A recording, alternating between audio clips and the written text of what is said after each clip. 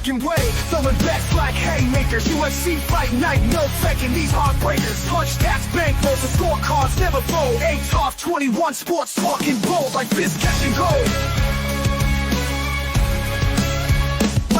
Erik saying underdogs got swagger. Weight counter champs got a granite jaw, won't stagger. Money on the line, bets as sharp as a dagger. Hot cops, bling, flashing lights, heavyweight bagger. Etoft21 clash of minds, no surprise. Erik Raid in the ring, shouting nod, shooting high. Fight night dreams, cold cash gleam in their eyes. Betting broad, UFC calls on the podcast sky. We've reached the part of the podcast where we're going to be talking some UFC, and who better to come on than Wade from Top Flight Wagers. Wade, how are you doing this lovely, brisk November day? It's cold out there, man, but it's going pretty well. Been cashing some early college basketball tickets, so it's going pretty well, man. Good Friday. Good to hear. Great week of college basketball, feast week. I always love this. Really looking forward to diving into some games. Got a spot. I'm trying to get Tennessee live tonight. Anything under 4, that's going to be my wager, But not here to talk that. We're here to talk some UFC Yan versus Figueiredo. Did I say that right? Figueiredo. Obviously, and then China card starts 2 a.m. our time. So let's dive right into it, my man. First bet, where are we going? I am doing a 2-leg. I put this together. DraftKings for -116. Carlos Olberg and Zhang Mingyang. This was a pretty tough one for me, honestly. I've been pretty impressed with Volkan Ozdemir over his last few fights. I'm sure everybody has. He's had some pretty nice finishes, but I just think Carlos Olberg, he's a fantastic striker. Since his debut KO loss, he has ripped off 6 straight wins, 5-by finish. Olberg lands 7.41 significant strikes per minute to Volkan's 4.79. Olberg also absorbs less strikes per minute, and I believe he has the better footwork, cardio, and he has the ability to avoid the big shot. Volkan is dangerous, but I don't think this is the fight that Olberg's winning streak is going to stop. He might even win this by a decision here, so probably decision or finish for sure by Olberg. And then Zhang Mingyang, he's probably my favorite on this card. He's been super impressive. He's 17-6, but he has 11 finishes by knockout, and he's on a 10-fight knockout streak, or he's on a 10-fight fight finish streak. He's 7 of them are 7 straight knockouts. 2 of them are his last 2 are the only 2 that are in an organization with the UFC. So all the other ones have been outside of the UFC. But his TKO finish in his debut in the UFC over Brinson Ribeiro was pretty nice. And he's fighting a guy in Ozzy Diaz who's from America. He's 9-2. He's actually never seen a decision as well. He has 7 KOs and 2 submission wins, but he's also been knocked out twice. Now he has to fly from America over to China, where Ming Yang is at. He's going to be fighting on home territory. Zhang's going to have the home crowd. I think he's going to have the faster speed.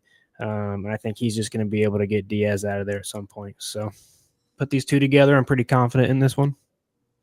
I like it. My first bet, I'm going to the main event, going the upset. Give me Figueiredo plus 270. Yan just had ACL surgery in March. That was 8 months ago. Along with a torn meniscus and along with a groin injury. And he's fighting 8 months later. Yan has a history of starting slow and losing the first round when he's 100% healthy. Now, coming off a major surgery against someone who historically starts fast and you historically start slow, I think he's going to tend to be a little bit more cautious out there when he first comes out there because he doesn't want to put any stress on the leg, if that makes sense. Mm-hmm. So already, I think he's going to lose the first round, and he's going to be fighting someone who is the better grappler, and if I feel gets the fight to the ground, is going to be able to steal some rounds. And his power, Figueiredo, can't be overlooked. He is the only fighter in history to knock down my boy Chito Vera. The only one to do it. So I think he's got the stand-up power to do it. I think he's going to get the early league in the scorecards. And he's fighting a fighter that historically starts off slow, coming off a major injury, and I have the grappling advantage. To me, this is just a math equation. There's value on him at plus 270, so that's my first bet. Okay. All right, man. I can tell you don't like it, dude. I can tell you don't like it. I can tell you don't like it. I'm trying to listen to you to see if you can persuade me otherwise, is where I'm at. So, I can kind of tell you don't like it, but you know what? I got you. This is tough, man. This can go either way. So no, I'm not saying you're wrong. This is tricky fight. I like the odds on Figueiredo. If you do like that side, those are fantastic odds. So no argument, man. No argument for me here. Next bet, dude. I am going with Quang Lee.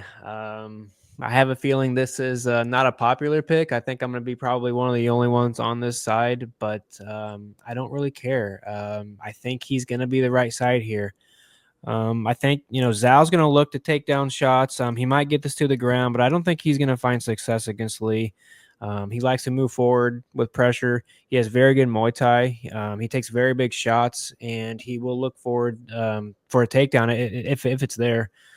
He has a very high fight IQ, and we saw him step up in an impressive UFC debut on a short notice against a veteran Chris Gutierrez. He lost that fight, but he looked pretty good in that, especially on short notice. I just believe his pressure is going to be too much. He has the ability to avoid the big shot. His striking style will keep Zhao backing up, and he won't be able to get comfortable. And the only way I think Zhao can win this is if he's the one moving forward, getting him some to the ground, wrestling, and I'm just not sure he's going to be able to get there. So I like Lee for the plus money at plus 125. I like it. I'm taking a prop in my next one. Give me Wang by KO or TKO at plus 280. Look, I want to fade her, but no way. She faces a wrestler, but Fernandez isn't a good wrestler. She's going to look to stand up, and she allows an insane 5.56 significant strikes per minute. Wang is a champion kickboxer who beat Shevchenko. She's coming off a fight in which she got a 62-second KO, could already be the most powerful striker in the weight class, and she's fighting a fighter who has poor boxing defense, doesn't have the ground game or the takedown offense to get this to the ground and exploit what we think is a flaw in Wang's game, but we don't know if it is. So I don't see any path to victory. I think this is going to be a stand-up, and I'm getting the better boxer, and I'm getting almost 3-1 at a knockout price.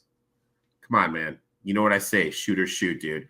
Give me Wang by TKO or KO plus 280. I love it. Shoot or shoot, brother. I think I don't know what the odds were on the double chance for KO and decision. Or I meant submission. I think KO is the way to go. She's definitely going to win, so if you want to put her in a parlay, you can. I definitely don't think it's going to bust. But I mean, she's minus 900. I had to find a way to play her, and I think a lot. Yeah, I mean, if there's a fighter on the card that's like a minus 160, minus 170, you it's reasonable to stick like a minus 700, 800 with it if you want. Sometimes those lose, but she's not going to lose, and I think KO is. I think that's like a 75% for the odds. That's crazy because I think that actually has like a 75% chance to hit. So, which is insane odds, and you got to take it. I know for sure. Next one, my friend, your last one. Give it on me. Yeah, very unpopular. I know this for a fact. I've seen it all over X. I'm taking Song Kanan, plus 150, giving minus 180 odds on a 40-year-old Muslim Salikov is downright disrespectful to Song. I like Salikov. He's tough. He's durable. He can give you the fight. He can damage you. But Kanan's looked really good in at least 2.5 of his last 5 fights. As a plus 150 dog who has won 2 of his last 3 fights against Salikov, who is a minus 180 favorite, and he's only won 1 of his last 3 fights, he could easily be 0-3 with different judges. That's way too much value on the Kanan side, especially for a striker that has power. So I just believe that Song is going to come forward. I think he's going to come with a better game plan here. He knows Salikov's dangerous and durable, so I know he has to keep distance in order to be able to touch up Salikov, and I think that's what he's going to be able to do. I don't think he's going to try to get into a grappling exchange or anything here, or try to let Salikov make it dirty up against the cage. I think he's going to keep his distance. He's going to touch him up with strikes, and if he can do enough damage there, I think he might be able to find the KO if he plays his cards right. So I like Kanan somehow, some way. I think he'll get it done. I like it. And you know what my motto is, right, my friend? Shoot or shoot. Life is a numbers game, right? You will miss 100% of the shots you don't take. And that is why we're taking my girl, Tabitha Ricci, via decision at plus 240. Why am I playing the decision prop instead of the money line? Ricci hasn't finished inside the distance since she was in Legacy, and that was in 2021. She's fighting Yan, who just got dismantled in her last fight when she fought oh my god, I'm spacing on the girl's name, the champ for the title. And one thing I always like to do is after someone really gets dismantled for the first time and they have their first fight back is look to fade them. She's a stand-up fighter, Yang, and Ricci has improved her striking since she started training with her boyfriend, who is a professional boxer. Ricci has the grappling advantage, so if she is in trouble, she is just going to pin this up against the cage, get some cage control, and if she's able to get this to the ground, that is the $1 million thing. She has never lost a fight in which she's gotten a takedown because her grappling is so good. Now, the struggle previously has been her getting takedowns. From what I've read and the training videos I've seen, she's really put an emphasis on doing that in this camp. And I think she is going to be able to accomplish that and get this on the ground. She is a cardio fiend. So I'm getting the fighter with the better cardio, fighter with the better grappling, fighter with the improved stand-up game, facing a fighter who, let's face it, took into the woodshed her last fight. So give me my girl Ricci via decision plus 240. You got the shades on, man. What's up with the shades, brother? Touche, my man. Touche, dude. Touche. So there you have it. Those are our 3 bets, dude. I love it. I would have Ricci would have been. I didn't give this out to my members, but it was on my list. It was close to making it. I'm a little worried that Jan's pretty durable. She might be able to do something here, but I love this. Absolutely love it. You can't for this kind of price on Ricci, especially the money line at whatever it was, plus 160. Yeah, you can't mess it up. And real quick, I forgot to bring this up. Gotta play it. UFC 307, we were 3-3 plus 1-8 unit. Last 2 fight cards. I told everyone I do a better job tracking this. We are 6-6 plus 2.79. Wade hit McGee minus 135. Unfortunately, lost your parlay because your girl Silva and Dienez came up short. I hit Jones via TKO KO plus 135, more decision plus 280.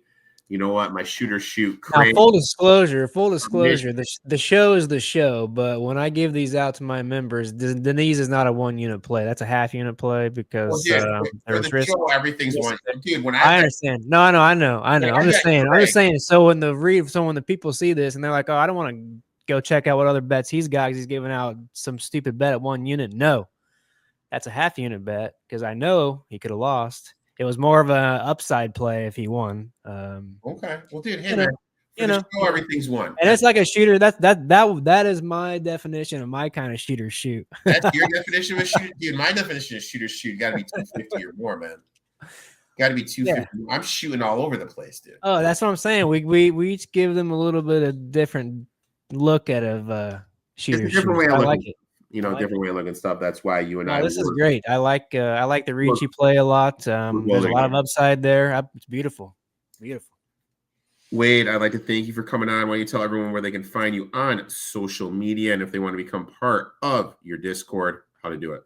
Yeah, Top Flight Wagers. Come check me out. I've actually got daily articles up there. Run giveaways every day. Free plays. Do different sports, so come check me out there. I got a free link in my description box there, so come check me out. Top Flight Wagers. Appreciate always being on here, man. I appreciate you, my friend. Make sure to give Wade a follow. And UFC 308, I believe, is the next one. So we'll be back there. Next week is Thanksgiving, obviously. Time to spend a little time with the fam. So have a good holiday, buddy. I hope it treats you well. And you know what? I will see you, my friend, in a couple weeks. Yeah. Good luck with all your guys' bets, and happy Thanksgiving.